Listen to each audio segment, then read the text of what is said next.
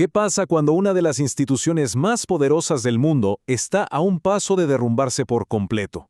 Bueno, en la Edad Media, la Iglesia se asomó justo a ese abismo, y lo increíble es que fue rescatada no por una, sino por dos fuerzas totalmente opuestas que chocaron para, sin saberlo, forjar su futuro. Y esta es la pregunta que de verdad nos va a guiar en esta historia. Cuando la corrupción interna amenaza con destruirlo todo, ¿cómo se rescata algo tan grande?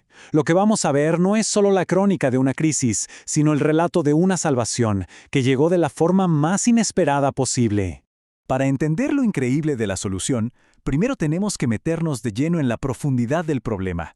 Así que viajemos un momento al siglo X, un periodo tan caótico para la Iglesia que los historiadores le pusieron un nombre que lo dice todo: su siglo oscuro. El panorama era de verdad desolador. Hay que imaginárselo. Roma era un campo de batalla político. La corrupción no era algo que pasaba a veces, no, era el sistema.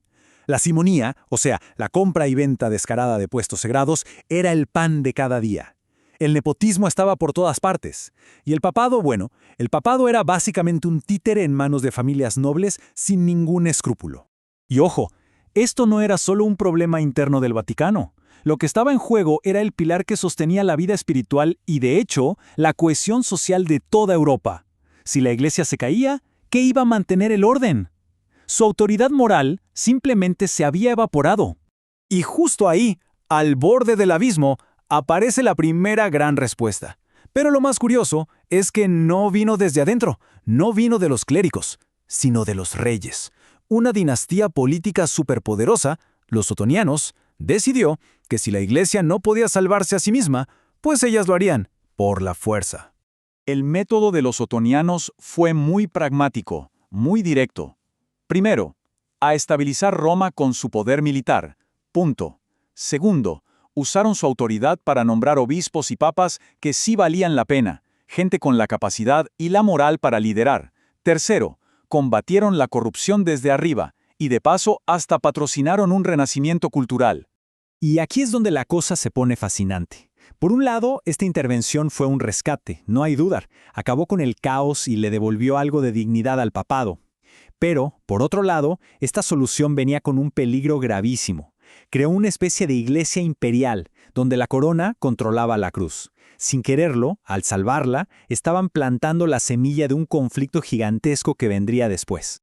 Pero a ver, mientras los emperadores estaban imponiendo su orden a la fuerza, otra solución completamente diferente estaban haciendo en silencio desde un único monasterio en Francia, un lugar llamado Cluny. La estrategia de Cluny fue radicalmente distinta. Su primer paso, súper audaz para la época, fue declararse independientes de cualquier poder político. Solo le respondían al Papa. Su enfoque no era para nada político, sino profundamente espiritual. Querían volver a la pureza de la vida monástica, condenar la corrupción y, quizás lo más importante, empezaron a tejer una red inmensa de monasterios que esparcirían este ideal por toda Europa, como si fueran semillas. Y aquí está la diferencia clave. Donde el emperador usaba ejércitos y poder, Cluny usaba el ejemplo. Su arma no era la espada, era la convicción. Buscaban una transformación que viniera del alma misma de la Iglesia, no una que se impusiera desde afuera. Así que aquí las tenemos, dos fuerzas de cambio, actuando al mismo tiempo pero con métodos totalmente opuestos. El trono contra el monasterio. Vamos a ponerlas cara a cara para entender bien sus diferencias. El contraste es clarísimo, ¿no? Por un lado tenemos la reforma otoniana, un método vertical, de arriba hacia abajo, político, impulsado por el emperador para mantener el orden en su imperio. Y por el otro, Cluny, un movimiento que crece desde la base, de abajo hacia arriba, espiritual, que le respondía al Papa y lo que buscaba era la libertad y la pureza de la Iglesia. Al final, creo que toda esta diferencia se puede resumir en una sola frase. Los otonianos creían que la salvación vendría a través del control, del orden impuesto desde fuera. Cluny creía que la salvación solo podía venir de la libertad y de una renovación espiritual, desde dentro. Entonces, la gran pregunta es, ¿qué pasa cuando estas dos visiones tan opuestas chocan?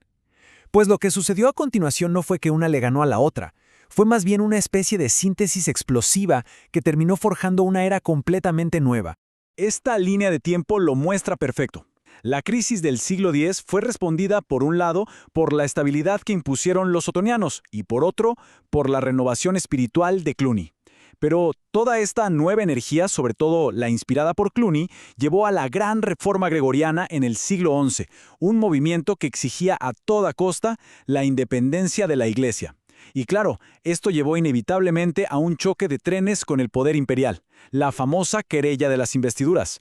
Y ese es el gran legado de todo esto. De las cenizas de una institución corrupta que estaba al borde del colapso, estos dos movimientos, uno político y otro espiritual, terminaron forjando una iglesia poderosa e independiente, la institución que llegaría a definir el resto de la Edad Media en Europa.